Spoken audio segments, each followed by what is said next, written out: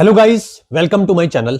आज की इस वीडियो में हम लोग बात करेंगे जैसे हर इंसान जो है गोल्ड के अलग अलग तरीके जो होते हैं उनमें जो है इन्वेस्टमेंट करता है। कोई फिजिकल गोल्ड लेता है, कोई गोल्ड के ईटीएफ लेता है, कोई गोल्ड के म्यूचुअल फंड लेता है, कोई सोवरेन गोल्ड बॉन्ड में जो है इन्वेस्टमेंट करता है।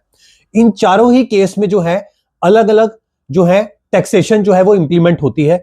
शॉर्ट टर्म कैपिटल गेन हर एक जो तरीका है उस पर क्या लगती है गोल्ड के ऊपर इन्वेस्टमेंट करने में, और जो है लॉन्ग टर्म कैपिटल गेन जो है वो कितना और किस ड्यूरेशन के बाद जो है वो लगता है।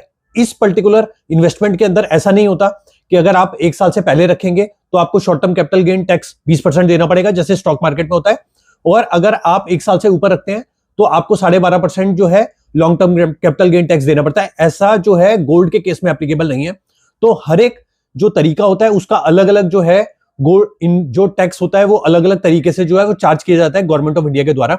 तो एक एक करके जो है वो बात करते हैं। सबसे पहले बात करते हैं अगर आप फिजिकल गोल्ड बाय करके उसको सेल करते हैं, ठीक है, तो उसके ऊपर आपको कितना टैक्स जो है वो गवर्नमेंट ऑफ इंडिया को देना पड़ता है।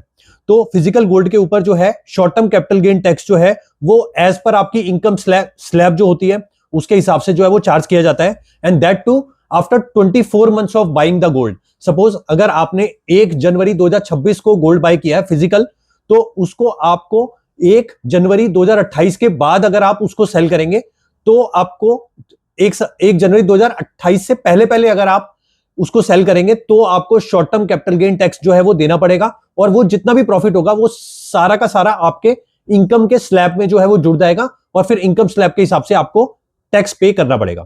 अब वही बात कर लेते हैं long term capital gain tax. तो long term capital gain tax भी 2 साल के लिए ही आपको 2 साल के बाद ही आपको इस पे देना पड़ेगा। 2 साल रखने के बाद वो जो लगेगा वो लगेगा 12.5%। ठीक है, अब बात कर लेते हैं गोल्ड के म्यूचुअल फंड की। तो गोल्ड का म्यूचुअल फंड भी सेम जैसे आपने फिजिकल बाय किया वैसे ही गोल्ड के म्यूचुअल फंड पे भी यही एप्लीकेबल है कि आपको 2 साल तक इसको, अगर आप 2 साल के बीच में अगर आप इसको बेच देते हैं तो आपको short term capital gain tax देना पड़ेगा, और प्रॉफिट जो है वो आपका एड ऑन हो जाएगा आपके इनकम स्लैब में। और वहीं जो 2 साल के बाद अगर आप उसको बेचते हैं तो 12.5% के हिसाब से आपको long term capital gain tax देना पड़ेगा। अब बात कर लेते हैं गोल्ड के ईटीएफ में अगर आपने इन्वेस्टमेंट करी है, जो कि काफी लोग जो है वो करते हैं, तो इसके अंदर जो है थोड़ा सा क्राइटेरिया जो है वो अलग है।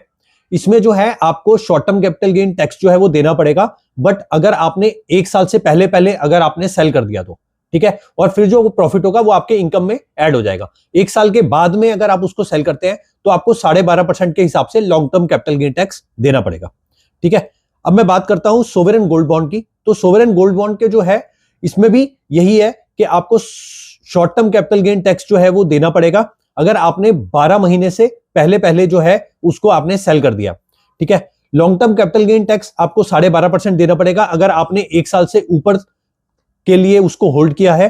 और वहीं मैं बात करूं सोवरेन गोल्ड बॉन्ड पे आपको कोई भी टैक्स नहीं देना पड़ेगा अगर आपने जो आरबीआई ने सोवरेन गोल्ड बॉन्ड इश्यू किए थे तब आपने इनको वहां से बाय किया था डायरेक्ट आरबीआई से।